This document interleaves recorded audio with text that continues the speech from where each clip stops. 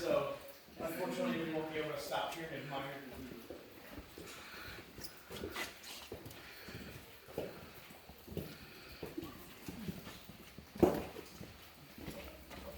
But hey, to make something that might be water, this little hallway that we were walking through, where it got turbulent, it would scoop away at the rock on the ceiling. And if you look at both sides of the walls, you'll notice the rock is completely smooth. And of course, we've got some nice fancy cave lighting that shows you what the water looks like as it flows through.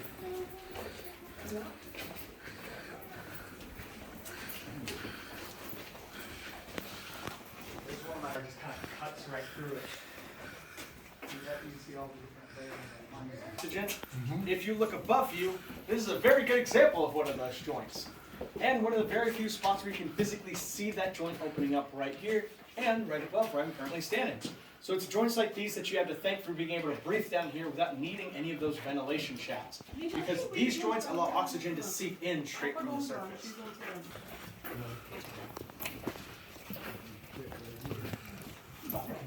System. This room is 100 feet wide, 100 feet tall, and 350 feet in length.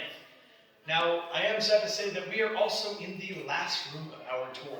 But luckily for y'all, we saved the best for last. Because not only is this the largest room of our cavern system, but y'all are currently standing in the largest show cave in the entire state of Texas. How cool is that? It's pretty awesome, right? Now, on your way in here, I saw each and every single one of you looking at that deep, dark pit behind me. So if you want to see what's at the bottom of that pit, y'all can go ahead and gather around me. I'm going to shine my flashlight down to the bottom. Now, this right here is known as Grendel's Canyon. Yes, it actually is the same Grendel's Canyon because this is the other side. Once again, this is the second deepest point you get to see on tour, dropping down to 207 feet below the natural bridge. And as you can see here, my flashlight is barely able to even reach the bottom of this canyon.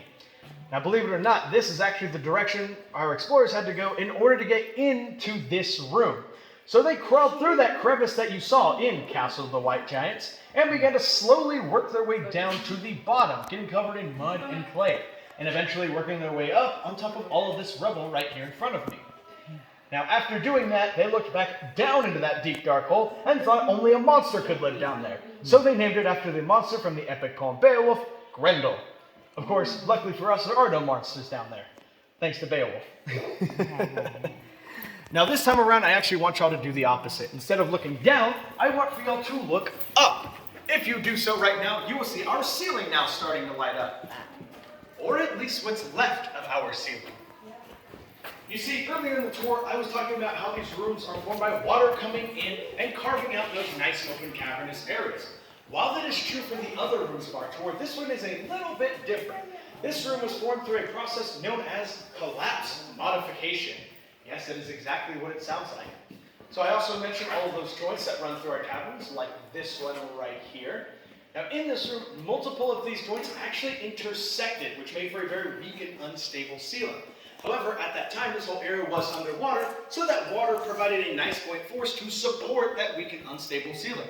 However, as y'all may have noticed, there is no more water that fills up this portion of the caverns. So once all that water drained away into the aquifer, there was no longer any form of support. And so, bit by bit, layer by layer, the ceiling began to collapse under its own weight. But luckily for us, as it did, it actually found stable layers of limestone on its way up, leading to this reverse staircase look to our ceiling. And that collapse actually continued all the way upwards until it reached the very top of our room, forming what is known as a breakout dome. That might sound familiar to those of you who grew up with an Atari. Get it? Atari breakout? I know, I'm too young to make that joke. But after hearing that, you're probably wondering, Seth, why on earth are we in a room that literally collapsed? Doesn't that make this room unsafe?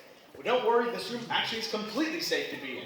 If you look around, you will see pieces of breakdown starting to light up. These are sections of the ceiling that have broken down over time. Okay, maybe not the best way to start off that claim, but if you look at these two in particular, you'll notice that these pieces are fused together, meaning they have been down here for a very long time. Now, along with that, we've got formations growing on top of that breakdown. And as you may recall, it takes these formations 100 years to grow that 1 cubic inch. So when we see formations growing several feet tall, we can infer that the breakdown underneath is way older. Now, the reason why I keep stressing the importance of these pieces of breakdown being old is because that is all you will find down here is old breakdown. You will not find so much as a pebble of new breakdown, meaning that there is no new collapse. To further support my claim, if you look back at these formations, you'll notice that they've been growing completely undamaged for the entirety of their lifespan. If there was new collapse, you would see sections of these formations missing or damaged from any new breakdown falling out and damaging these formations. But as you can see here, there is no such disturbance, so that means there is no new breakdown, and therefore no new collapse. So it's completely safe to be down here.